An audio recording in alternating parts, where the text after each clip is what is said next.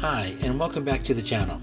Today on True North Flying Adventures, we're going to take a tour of my plane. We're going to talk about some of the advantages and disadvantages to owning and building a kit plane. We'll talk about some of the design features that I really liked about this one. We'll talk about the engine that I put in and why I chose the one I did.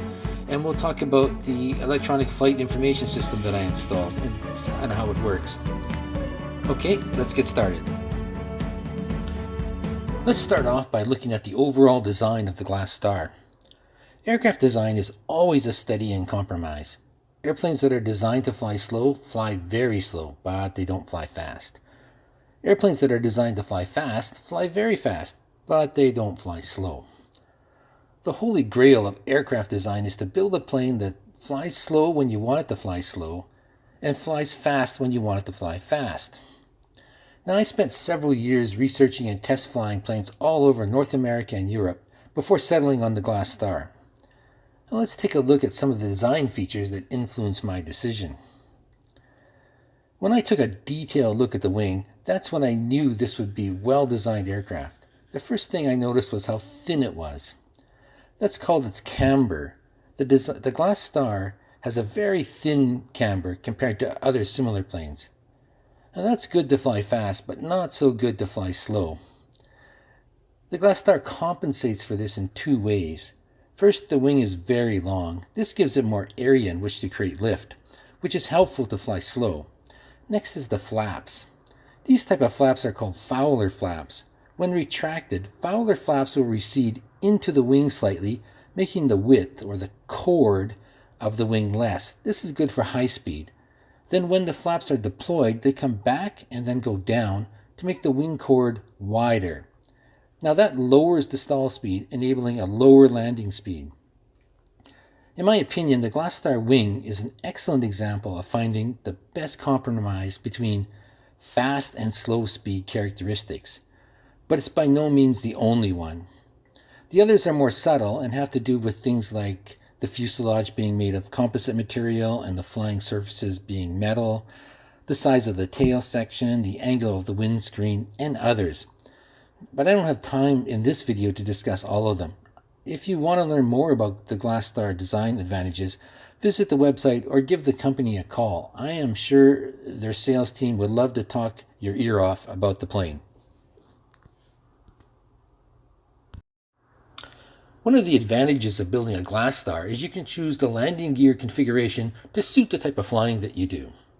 As you can see, in my case I chose tail dragger. This is because I plan to fly into remote grass strips.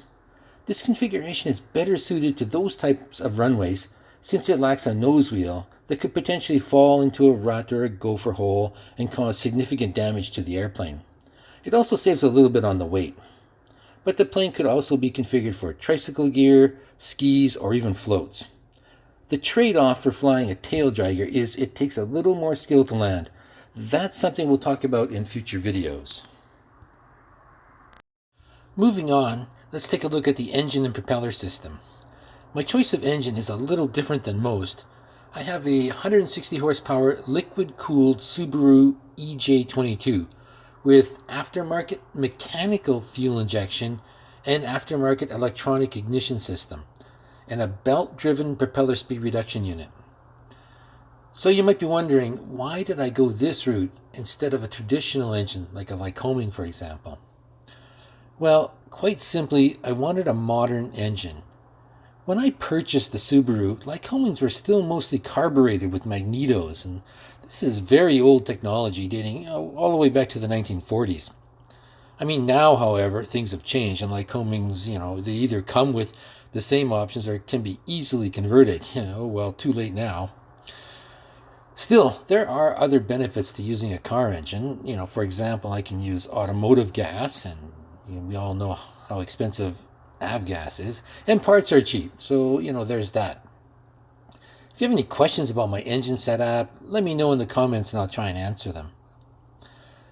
My propeller is a 3-bladed in-flight electrically adjustable setup with warp drive blades and a Quinty hub.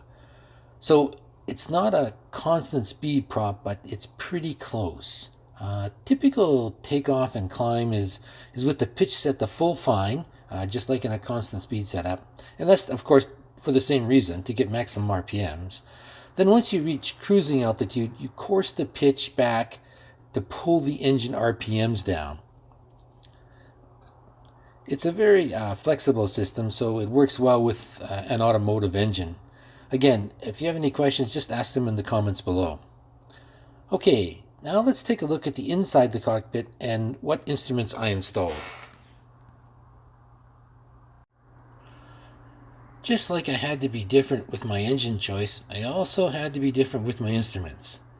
Or at least when I purchased my electronic flight information system, it was still a bit unusual to see this much sophistication in a small kit plane. Now, however, everyone is doing it. I'm using a MGL Gen 3 Odyssey system. I've been very happy with it, and it does way more things than I need. It has a moving map GPS display. It has something called HITS, or Highway in the Sky.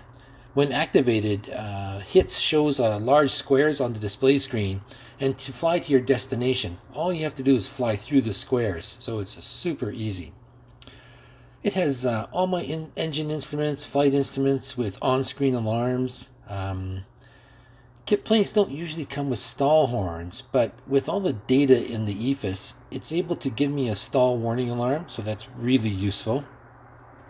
It has all the air spaces in it, and it warns me if I'm about to fly into one, so that's really great. It also knows how much fuel I have on board and what my consumption is. So if I've entered a destination into the moving map display and it's beyond the range of my fuel supply, it'll warn me of that as well. Another really nice feature that I use all the time is the radio frequency database. I can call up the frequencies of any nearby airports, and because I'm also using an MGL radio, with one press of the button I can transfer a frequency to the radio, so there's no fooling around trying to enter frequencies. It also has something called co-pilot mode, and it helps take some of the load off me when I'm landing. You'll see all of these features in action once we start flying, so stay tuned. Since this isn't a flying video, I didn't want to make it too long, so I'm going to end things here. Next time on True North Flying Adventures, we'll be airborne. Please remember to like, share, and subscribe, and I'll see you in the next video. Happy flying!